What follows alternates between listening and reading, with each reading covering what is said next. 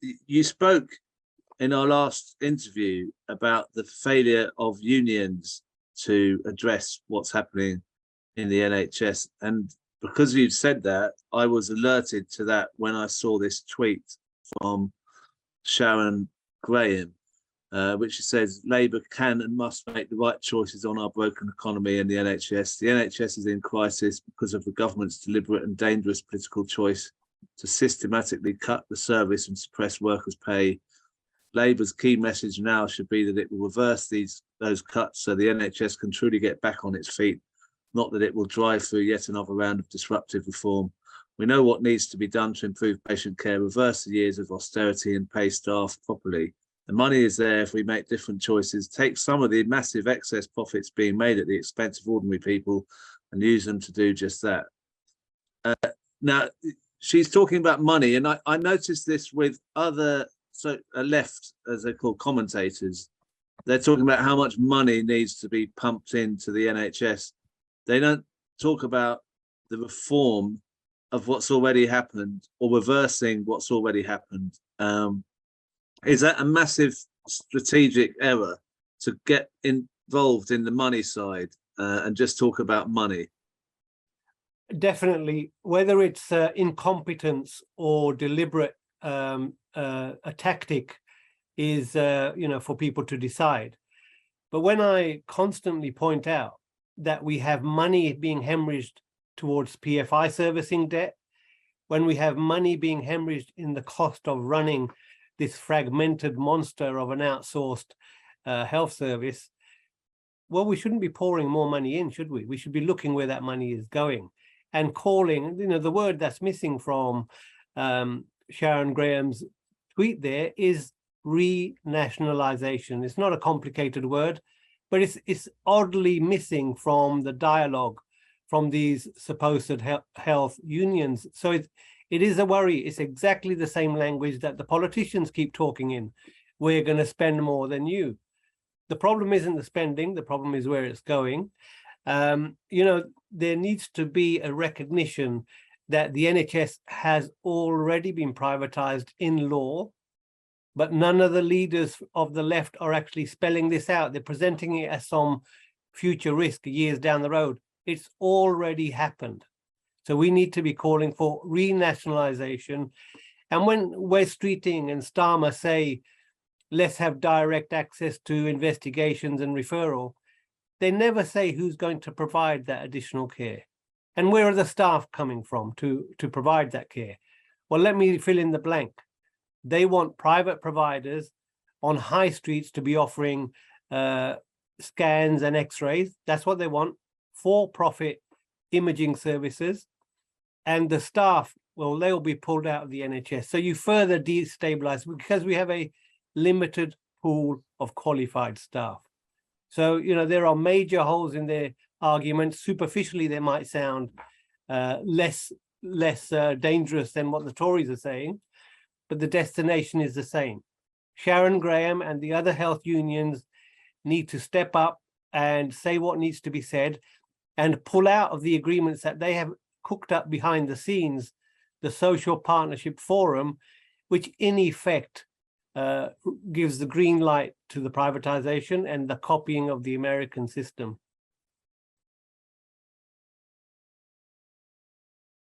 We're joined by Claire Dixon, NHS worker at Whittington Hospital and a member of Unison's NEC. How are you doing, Claire? Hi, morning, everyone. What do you think about what Dr. Bob Gill was saying about unions that are working within the NHS not speaking out enough about privatisation? I mean, could you say that is a major fault? I think there is a point to be said there. And historically, this is a struggle that we've had within our union, particularly on the question of health, particularly when it came about the setting up of STPs, which have now become ICSs, as we all know them. Hate to use acronyms, integrated care services, which really is by default is a name and the means and the machinery by which this government and previous governments are bringing in the American style care model. I think we're all in agreement about that. The issue is, how do we oppose it? Within our union, was when the STPs came about, I for one, and lots of other people in health, were totally opposed to working with STPs, social transformation partnerships, which became the ICGs, because it was very clear that it opens the door to bringing in the private care, integrated care systems in the community and hospitals, through privatising and dishing out contracts through the CCGs, privatisation, in other words, through the back door. It's very open now, it's much more than back door. And we have to struggle within our union about this very question. And I think there is a case to be had, and I still have these battles, and I'm not pulling any punches within our union, that so long as we go along with the tactic of working in partnership, Dr. Gill has named these social partnership forums, working in partnership to introduce the ICSs and work with them is really rubber stamping them, whether we like it or not. And that's something that we have to fight to change in the trade unions. And that's a political fight and a political question.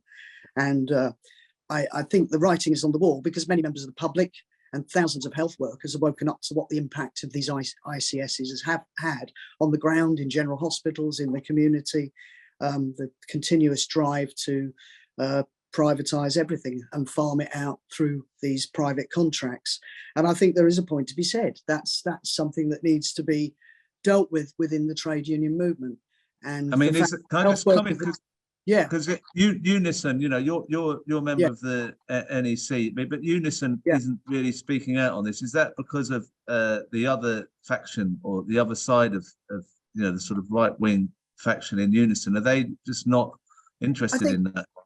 I get what you're saying. I think what you need to look at is the statements made recently by Keir Starmer when he was pinned down by Sky News broadcaster a few days ago about what they're going to do to change the situation in the NHS. He didn't rule out continuing working in partnership and involving private contracts to be able to deal with the hundreds of thousands of elective surgery and backlog of operations that are to be dealt with. And this is coming from a Labour leader. And I think that's the crux of the matter. We have to pressurise and expose what that really means. And that means continuing the status quo and continuing, you know, whether we like it or not, working in partnership with these things is going along with it. And that's something that I, for one, and other people are opposed to in the trade union movement. And we have to fight. We have those battles internally, and we need to expose it for what it is, because it's maintaining the status quo. If we're going to have a change of government, and as Bob Gill says, if we're going to have a renationalisation of the National Health Service, any incoming government has got to be committed to that. And this is a programme and a platform that the trade union movement have to speak out and adopt and make it clear. And there are Unison elections quite soon, so that could be they pivotal. Are, yeah. Well, can you tell us when they are? The nomination period for candidates for the NEC of Unison have already started, and they're open until the 13th of February. And then beyond that point, there will be the hustings and so on that will take place, and they will go on until the end of May, the actual elections to elect a new NEC.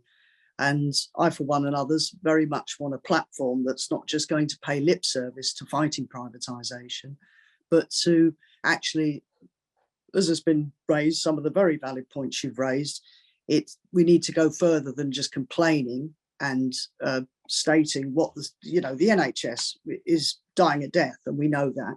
And the only way it's going to change is through major political change, through socialist policies, real socialist policies, not paying lip service to it, but an actual change of how the system works. And that means patient care, not for profit, but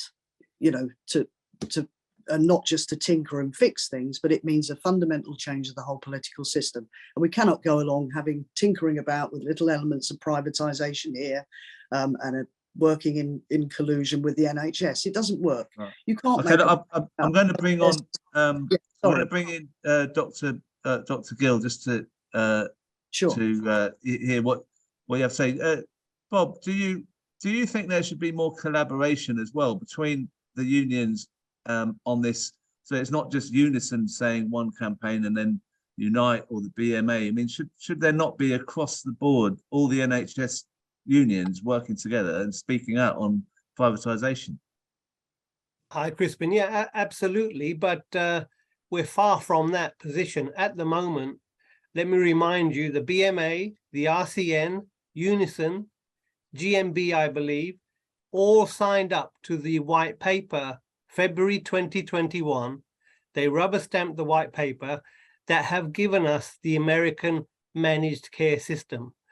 And what that means is profits being extracted through the denial of care. So that is allowing people to die to extract profit. Now, if that doesn't concentrate the minds of these union leaders, I'm not sure what will, to be honest. But I think the fundamental problem is, I know from my own experience within the BMA, that there is a coordinated, imposed ignorance. The members have got no clue what their union representatives have done on their behalf, supposedly. So they're quietly negotiating and allowing all these privatization reforms to go through, whilst their members are getting screwed at work, having to provide care with limited resources and overseeing the neglect of patients. Now, what sort of union is that is allowing that situation to arise? So they first need to look into their conscience as an organization and say, are we really representing our members' interests, or are we pursuing some other agenda? Because that's what it seems like to me. Are we informing our members of what we've done? Are we expressing any regret? Because actually working with this hasn't delayed it, hasn't made the medicine taste any better. We have wards up and down the country where people are languishing in corridors and dying through neglect. And our unions, our health unions, have helped this come about. So first they need to reject their former positions, spell out to their members they've made a gross error of judgment, contributing to the collapse of public services in this country, and then we can talk about getting together, because at the moment, you can't trust any of the unions. I'm afraid that's how the situation is. Claire, can you see where Yeah. Bob's coming from? I think I empathise with a number of points that Bob has just made, and can I just say, we're not attacking you. This is not about you being responsible. Just that, as a trade unionist and as an active trade unionist, I think we've got to take heart from the fact that people are rising up in the health service and they're rising up in the whole of the public sector, and it's very clear the penny has dropped for millions of people. That unless we fight tooth and nail against privatisation, against the wholesale attack on trade unions and our staff, there will be no NHS at all. Over 50% of it is privatised. I'm talking about social care, general hospitals, teaching hospitals. The social care system is in complete crisis, and the majority of that is privatised. And we know that I think what's propelled people to start taking strike action in the RCN and certain sections of Unison, it's not just about pay. They can see the whole infrastructure of the NHS falling down around them. And I'm confident that the political uprising of people will propel, and it's going to force our unions more and more to the left. And we also have to fight to have a left leadership in all these unions, a leadership that's going to stick to its word and not keep making rotten compromises. And one of those compromises is through the back door, working in partnership with these plans of ICSs, which are going on all around us as we speak. And that's why I take heart from the many protests and the strike action that's taking place up and down the country. And what we need to ensure, and I believe, in our union and other unions, is that these strikes are not just watered down and some rotten compromise made over an extra 2% pay offer, because it's not just about that. It's about the preservation of the NHS. So I don't think we should write the unions off by any means. I also take heart from the fact that loads of community and groups and people who the general public are joining in these actions and supporting them wholeheartedly. It's got to be a joint campaign, this, to defend our NHS. There should be not just a day of action, but a whole series of days of action of the unions, the community and the general public to highlight the whole-scale privatisation that's been allowed and should be stopped in the NHS. And that would meet fantastic and amazing support. And the pressure has got to be applied on our leaders in the trade unions, the labour movement as well. And they do have to be exposed, and we have to call these people out, where through their inactivity or through their going along or compromise with these things has enabled the demise of the NHS. Right. That's Well, what look, Can I just say, Crispin? Yeah. So from my own, in terms of imposing ignorance on members, so I've tried to, I will speak on any platform I can get onto. The BMA they've changed, they've become a bit more radical recently. I went to a meeting, not this weekend, last weekend, and they had Mick Lynch on the platform. So that was interesting from the BMA. And I'm encouraged that some of their leaders actually get what's going on. So that's new and interesting. But at previous BMA meetings, people like myself who understood what was going on were actively blocked from talking. I have emails that can show that I was booked to speak on a platform, but Unite head office interfered and got me taken off the slate. I was due to speak to the RCN, and they had a pre-interview with me, and they decided what I had to say wasn't for their members.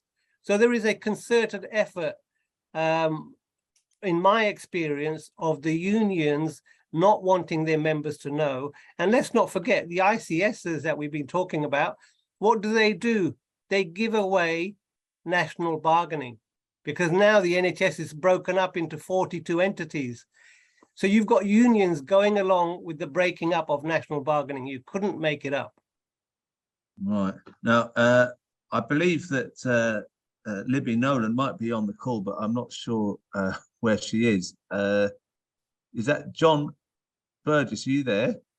Yeah, I am. Hi, Crispin. Listen, Libby says she's around. My name's John Burgess, and I'm been active in Unison for 20 odd years. I belong to a fighting trade union branch, and listen, comrades out there, the fight in Unison is a fight between the left and the right. I want to thank Crispin for giving us this thing. Claire is on the left. We're standing for elections in May to win control of Unison. We abhor what is happening. So absolutely, we're in favour of renationalisation, ending outsourcing. Unfortunately, just like in the Labour Party, that battle is really there. So when people say the unions are in favour, it's those at the top that are in favour, not rank and file, left-wing activists like Claire, Libby and many of us. If you know somebody working in the public sector, please point them to Time for Real Change Unison social media, that you can read up on our policies. We've got websites, we've got good social media. We are trying to change. It is a disgrace. Thank you very much for giving us this time, Crispin, but I really am. It's appalling and frustrating. We couldn't even deliver a ballot in local government and in health. Other unions are coordinating strike action, and we're not out on strike on the 1st with all them other unions. Why weren't our ambulance workers out? That question is being asked at the very top of Unison. Why are they being separate? And until we deal with that, we will not see Unison take control of and assert itself with the Tory government and the Labour Party. Thank you. Thank you, John. Look, Libby, I think, is on the call. She's put her hand up. How are you doing, Libby? Hi, thanks. Yeah, just coming on the back of what John's saying, really. I'm in a weird position because I'm in Wales, and it's still So just say, Libby, you're just to introduce you. You're Nurse and Unison's Vice-President at the moment. Oh, right? Yeah, sorry, just to introduce myself, right. Libby Nolan. I'm on the NEC and Vice-President for this year. But I'm from NHS Wales, so we're not privatised. I wouldn't say at all. There is some privatisation, obviously, soft services that they can't privatise. So if you come to our hospitals and to our health system here, you'll see like it was in NHS England, well, 10 years ago, 10, 20 years ago. It feels like I'm in the 1990s here. So that's what we want to get back to and improve it as well. So it is possible to renationalise. And I absolutely agree with Bob. We need to renationalise. Now, we came onto the NEC. This is the second year that you've got a left socialist NEC in Unison. And it is like turning a cruise ship. It's been treated like a cruise ship, and we're turning it into a battleship. And it takes a while to reverse and turn. And those things like influencing the Labour Party. Now, unfortunately, our Labour link is not a majority of left. So, and you can see we're being picked off as well. So it is a very, very difficult thing. But I can promise you we're very vocal. And we're very vocal in our branches and in our regions. And we have got these elections coming up. And it's really important if we're going to change Unison into the union that will provide, that will save the NHS. And it is quite shocking, really, looking at the strikes that are around, that we're not having Unison on those picket lines because we didn't deliver the ballot. It's shocking, sad, and we should be there. And it is possible as well. The anger in the hospitals where I work, disbelief really, as everyone's moving into other unions that are striking, and that's what's happening. People are voting with their feet. They're going to the unions that are delivering ballots, that are delivering onto the picket line, and that's quite inspirational really. And we can't stop that, and we don't want to stop that, because part of that is to save our NHS. That's the most thing that we should be doing in the NEC. We should be arguing for that. The little things matter, but that big thing, if there's no NHS there for us, then there won't be us there. So the unions are filling the void on many things, and this is a really important thing. We need to argue back at West Streeting. We need to argue back at Keir Starmer.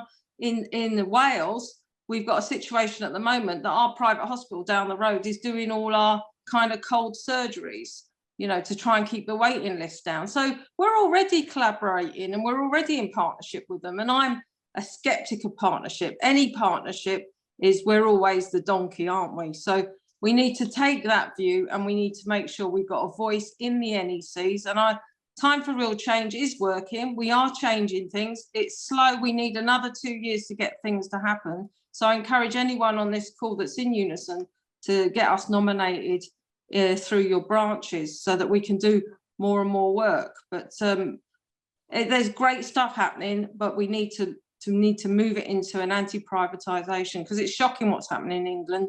The wastage. We've got one PFI left in my region, and that is sucking the lifeblood out of the budgets we have for health. So £1 million a month goes into that PFI. That's a huge amount of money for a little Welsh region. So that needs to end. That will end in 6 years, 6, 7 years. But we have to keep our eyes open on the politicians and what they're doing in the background. And we must not be rubber stamping anything if we're in leadership. We need to be accountable on picket lines. Thank you, Libby, for coming on, and good luck to you both in the elections. And if you need any more amplification, as they say, then do let us know. And Bob, it's great to have you on the show, because you make it very clear what's happening, and no one else is talking like you are. I can tell it's quite frustrating for you to see it, and no one seems to be understanding this on the. Yeah, and may I extend an offer to any union person on this Zoom, if they want me to speak to their group and make it very clear, I won't pull any punches. Please get in touch.